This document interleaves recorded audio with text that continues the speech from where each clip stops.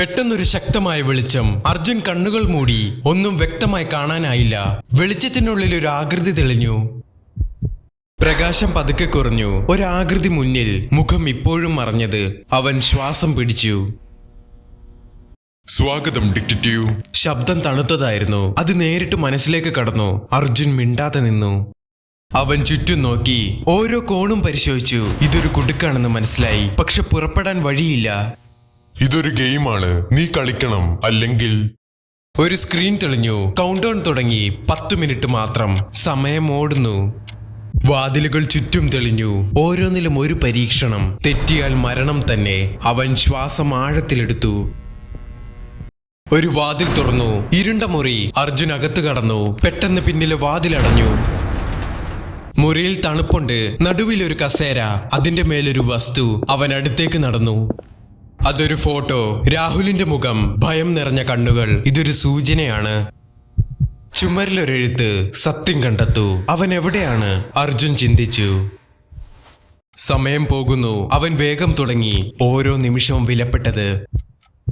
അവൻ മുറി പരിശോധിച്ചു. ഒരു ചെറിയ ബോക്സ് കണ്ടു. അത് ലോക്ക്ഡാണ്. പാസ്വേഡ് വേണം. ഫോട്ടോ വീണ്ടും നോക്കി. പിന്നിലൊരു നമ്പർ. അതായിരുന്നു കീ. ബോക്സ് തുറന്നു. അകത്ത് വീണ്ടും ഒരുക്കി. അടുത്ത വാതിൽ വേഗം തുറക്കണം. കൗണ്ട് ഡൗൺ കുറഞ്ഞു. 2 മിനിറ്റ് മാത്രം. അവൻ ഓടി വാതിൽ തുറന്നു. രണ്ടാമത്തെ മുറി. ഇത് വ്യത്യസ്തമാണ്. തറയിൽ വൈദ്യുതിയുണ്ട്. ഈ മുറി വളരെ അപകടം നിറഞ്ഞതാണ്. അവൻ ഒരു നിമിഷം നിന്നു. തറയിലെ ലൈറ്റുകൾ ശ്രദ്ധിച്ചു. അവ ക്രമത്തിൽ മാറുന്നതായി കണ്ടു. അത് സുരക്ഷിതമായ വഴിയെന്ന് അവൻ മനസ്സിലാക്കി. അവൻ ആദ്യ ചുവട് വെച്ചു. ശ്രദ്ധയോടെ. തെറ്റിയാൽ മരണം തന്നെ. അവൻ മുന്നോട്ട് നീങ്ങി. ഓരോ ചുവടും കൃത്യം. ഹൃദയം വേഗത്തിൽ മിടിച്ചു. അവൻ പാറ്റേൺ പൂർണ്ണമായി മനസ്സിലാക്കി. വേഗം കൂട്ടി മുന്നോട്ട് നീങ്ങി. അവസാന ചുവട് ഉറപ്പോടെ വെച്ചു. അവൻ വിജയിച്ചു. വാതിൽ തുറന്നു. 3ാമത്തെ മുറി. ഇവിടുത്തെ ശാന്തത ഭയപ്പെടുത്തുന്നു. അവൻ മുറിക്കുള്ളിൽ നോക്കി. ഒരാൾ നിഴലായി നിൽക്കുന്നു. അവൻ പതുക്കെ അടുത്തേക്ക് നീങ്ങി. ഹൃദയം വേഗത്തിൽ മിടിക്കുന്നു. അത് രാഹുലായിരുന്നു. കൈകൾ കെട്ടിയ നിലയിൽ. അവൻ ജീവിച്ചിരിക്കുന്നു, പക്ഷെ വളരെ ബലഹീനൻ.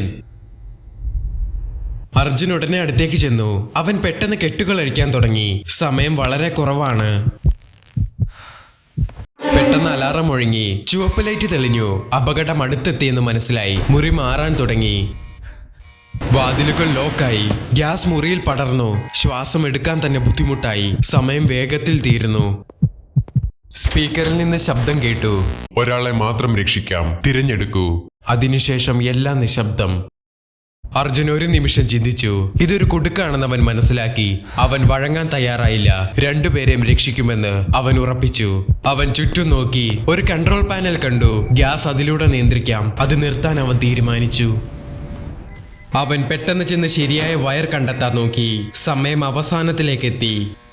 അവൻ വയർ കട്ട് ചെയ്തു. ഒരു സ്പാർക്ക് തെളിഞ്ഞു. സിസ്റ്റം തകരാൻ തുടങ്ങി. ഗ്യാസ് പടരുന്നത് നിന്നു. അവൻ രാഹുലിനെ താങ്ങിക്കൊണ്ട് മുന്നോട്ട് നീങ്ങി. ഡോറിന്റെ അടുത്തേക്ക് വേഗം ഓടി. ഇതിപ്പോൾ രക്ഷപ്പെടാനുള്ള സമയമാണ്. പെട്ടെന്ന് സ്ക്രീൻ തെളിഞ്ഞു. ആ മനുഷ്യൻ വീണ്ടും പ്രത്യക്ഷപ്പെട്ടു. ഇപ്പോൾ മുഖം വ്യക്തമായി കാണാം. അർജുൻ ശ്രദ്ധയോടെ നോക്കി. അർജുൻ പെട്ടെന്ന് ഞെട്ടി. ആ മുഖം അവന് പരിചിതമായി തോന്നി. പഴയൊരു കേസിന്റെ ഓർമ്മ വന്നു. മറന്നുപോയ ഒരാളുടെ രൂപം. നീ എന്നെ മറന്നോ? ശബ്ദം തണുത്തതായിരുന്നു. ഇത് പ്രതികാരമാണ്. അർജുൻ നിശബ്ദമായി നിന്നു. അവൻ ആ ശബ്ദം തിരിച്ചറിഞ്ഞു. രാഹുൽ അർജുനെ നോക്കി. കണ്ണുകളിൽ ഭയമുണ്ടായിരുന്നു, പക്ഷെ പ്രതീക്ഷയുമുണ്ടായിരുന്നു. അർജുൻ ഉറച്ചു. 2 പേരും രക്ഷപ്പെടും. പാദശബ്ദം കേട്ടു. ആരോ പിന്തുടരുന്നു. അർജുൻ തിരിഞ്ഞു നോക്കി.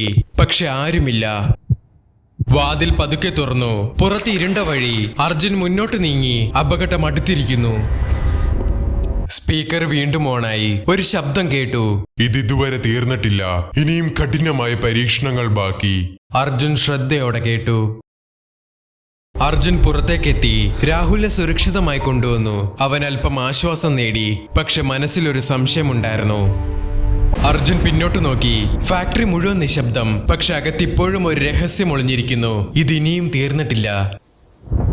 അർജുന്റെ ഫോണിൽ ഒരു മെസ്സേജ് വന്നു. അജ്ഞാത നമ്പറിൽ നിന്ന്. അവൻ തുറന്നു നോക്കി. ഗെയിം കണ്ടിന്യൂസ് എന്നായിരുന്നു മെസ്സേജ്. അർജുൻ മെസ്സേജ് വീണ്ടും നോക്കി. അവന്റെ മുഖം ഗൗരവമായി. ഇതിനി ഒരു സാധാരണ കേസല്ല. അവൻ എല്ലാത്തിനും തയ്യാറായി. ദൂരത്താരോ നിൽക്കുന്നു. അവനെല്ലാം നിരീക്ഷിക്കുന്നു. ഇത് അവസാനമല്ല, ഇനി വലിയ കളി തുടങ്ങുന്നു.